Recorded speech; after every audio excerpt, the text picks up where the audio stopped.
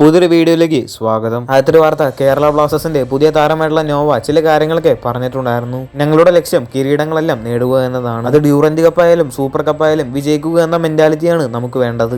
Kerala Blasters ഇനിയും ഒരുപാട് വലിയ കാര്യങ്ങൾ കരസ്ഥമാക്കുമെന്നാണ് ഞാൻ പ്രതീക്ഷിക്കുന്നത്. ഒരു കിരീടവും നിസ്സാരമായി നമുക്ക് നേടാൻ സാധിക്കില്ല.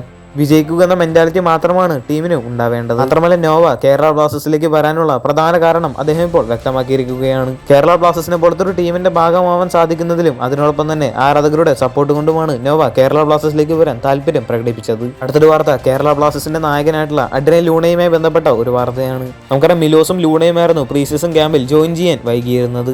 എന്നാൽ മിലോസ് ഇന്നലെ പ്രീ സീസൺ ക്യാമ്പിൽ ജോയിൻ ചെയ്തിട്ടുണ്ടായിരുന്നു. എന്നാൽ ലൂണയാവട്ടെ ഇതുവരെ കേരള ബ്ലാസ്റ്റേഴ്സിന്റെ പ്രീ സീസൺ ക്യാമ്പിൽ ജോയിൻ ചെയ്തിട്ടുണ്ടായിരുന്നില്ല. വിസ പ്രശ്നങ്ങൾ കാരണം കൊണ്ട് തന്നെയാണ് ലൂണ വരാൻ ഇത്രയധികം വൈകുന്നത്. അങ്ങനെ ഇപ്പോൾ ലൂണയുമായി ബന്ധപ്പെട്ട ഒരു അപ്ഡേറ്റ് പുറത്തു വന്നിട്ടുണ്ട്.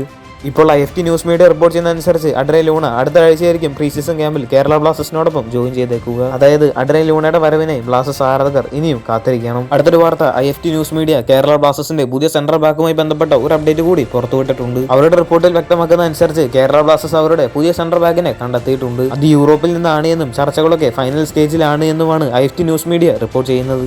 എത്രയും വേഗം ഈ ഒരു ഡീല് കംപ്ലീറ്റ് ചെയ്യാനാണ് ക്ലബ്ബ് ശ്രമിച്ചുകൊണ്ടിരിക്കുന്നത്. തായ്ലൻഡ് പ്രീ സീസണിൽ താരത്തിനെ കൊണ്ടുവരാനാണ് കേരള ബ്ലാസ്റ്റേഴ്സ് ശ്രമിക്കുന്നത് എന്നാണ് IFT ന്യൂസ് മീഡിയയുടെ റിപ്പോർട്ടിൽ വ്യക്തമാക്കുന്നത്. കേരള ബ്ലാസ്റ്റേഴ്സ് സ്വന്തമാക്കാൻ ശ്രമിക്കുന്ന ഈ ഒരു താരത്തിന്റെ പേരൊന്നും അവർ വ്യക്തമാക്കിയിട്ടുണ്ടായിരുന്നില്ല. അടുത്തൊരു വാർത്ത, അങ്ങനെ അടുത്ത സീസണിലേക്ക് വേണ്ടി ബംഗളൂരു FC വമ്പൻ താരങ്ങളെയൊക്കെ ടീമിലേക്ക് എത്തിച്ചിട്ടുണ്ട്. രാഹുൽ ബേക്കെ, എഡ്ഗർ മെൻഡസ്, മുഹമ്മദ് സല, ലാൽത്തൻ മാവിയ റാൾട്ടെ എന്നീ താരങ്ങളെയൊക്കെയാണ് ബംഗളൂരു FC സൈൻ ചെയ്തിരിക്കുന്നത്. ഈ വീഡിയോയുമായി ബന്ധപ്പെട്ട നിങ്ങളുടെ അഭിപ്രായം താഴെ ഒന്ന് കമന്റ് ചെയ്യുക. കൂടുതൽ ISLുമായിട്ടും കേരള ബ്ലാസ്റ്റേഴ്സുമായിട്ട് ബന്ധപ്പെട്ട വാർത്തകളൊക്കെ അറിഞ്ഞായിട്ട് ചാനൽ സബ്സ്ക്രൈബ് ചെയ്യുക. അടുത്തുള്ള ബെല്ലൈക്കൺ ഓപ്ഷൻ എനേബിൾ ചെയ്യാൻ മറക്കരുത്. അടുത്തൊരു വീഡിയോ ആയിട്ട് നമുക്ക് വീണ്ടും കാണാം.